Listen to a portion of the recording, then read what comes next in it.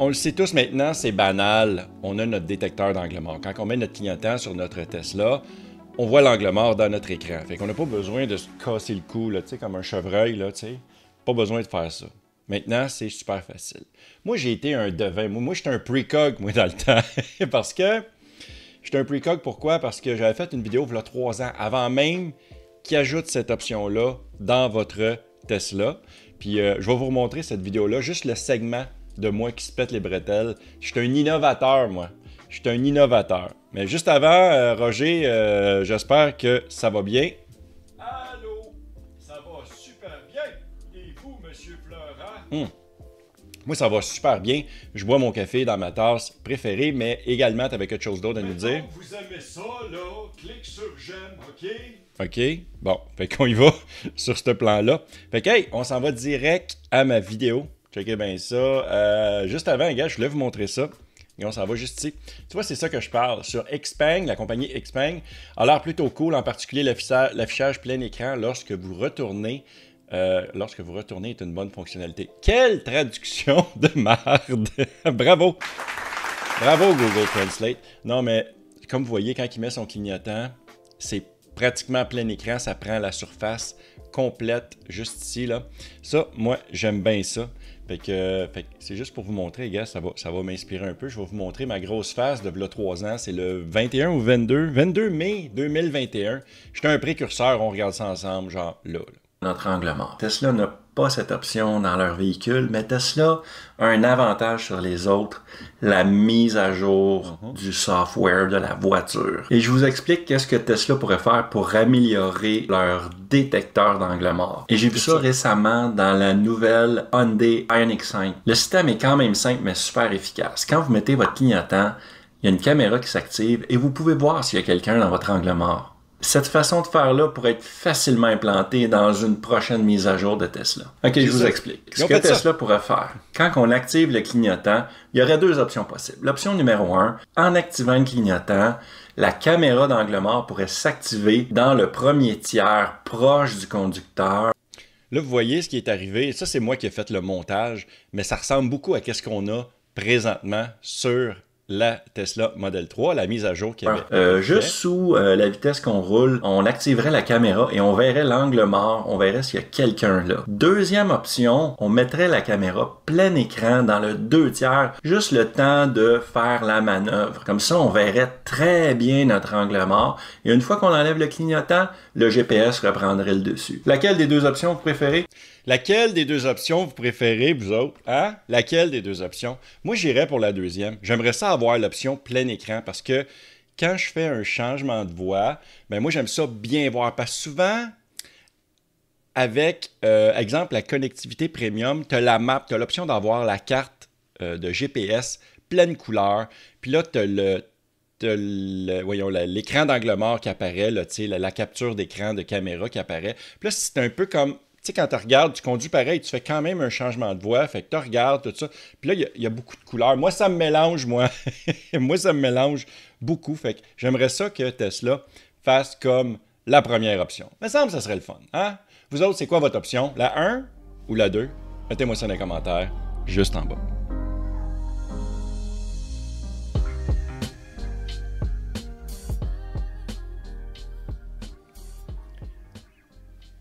Mon deuxième sujet, c'est facile. C'est la boîte vocale, Yann. C'est la boîte vocale. Fait qu'on s'en va directement à la boîte vocale. Si vous voulez me laisser un message, c'est super facile. Vous allez sur le memo.fm/Yann. C'est comme une boîte vocale téléphonique super facile. Tu fais Start Recording. Tu appuies sur le bouton Start Recording. Tu me laisses un message, que ce soit une question, un commentaire. Qu'est-ce qui s'est passé avec ta Tesla? As-tu des problèmes? Es-tu heureux? As-tu passé une belle fin de semaine?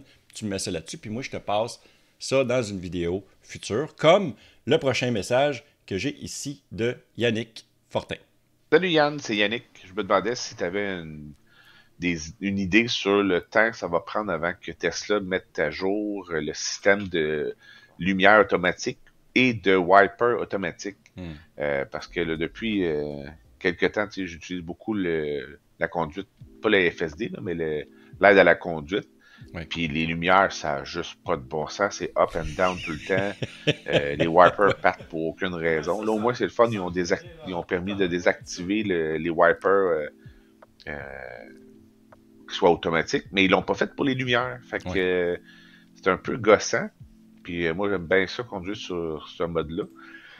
Donc, je voulais savoir si tu avais une idée quand est-ce que ça va être mis à jour et amélioré, parce que là, présentement, c'est juste de la scrap. C'est vraiment pas le fun. Oui, donc, c'est vraiment je vais entendre ta réponse.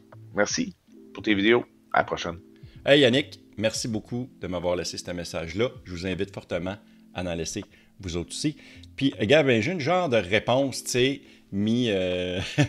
mi-moyenne. Dans le fond, moi, c'est que Tesla, souvent, ils vont mettre les améliorations dans les nouvelles mises à jour. Ils vont essayer d'optimiser un petit peu les hôtes pour que ça soit plus efficace. Les essuie-glaces aussi pour que ça soit plus efficace. Puis à date, c'est, je vais être poli, là, c'est vraiment moyen. C'est vraiment moyen. Puis c'est quoi ça veut dire, ça? Mais ça veut dire, ça, Roger, que ça marche pas puis c'est de la merde. Voilà. Fait que, hey, regarde, j'ai une solution pour toi. Oui, les essuie-glaces, je pense que c'est réglé, mais également une solution facile, une solution facile qui coûte genre peut-être 300$, c'est d'avoir les sexy buttons. J'adore cette option-là. Ça, c'est j'avais fait une vidéo v'là des années, v'là peut-être 1 an et demi, 2 ans, bref, sur les sexy boutons. Je les ai encore, je les utilise, ils font des mises à jour régulières. C'est vraiment pratique. Puis dans les sexy boutons, tu as l'option de désactiver les hôtes. Donc, quand tu actives l'autopilote ou l'enhanced autopilote ou encore la FSD, il ne va pas se mettre en haute, il va les désactiver. À chaque fois qu'il y a des mises à jour, je pense que Tesla essaye de contourner Sexy Button, mais après ça, Sexy Button fait une mise à jour puis ça se replace. Fait que des fois ça marche, des fois ça marche pas. Mais bref, c'est ça ma solution que j'ai pour toi. Fait que voilà, j'espère que j'ai bien répondu à ta question.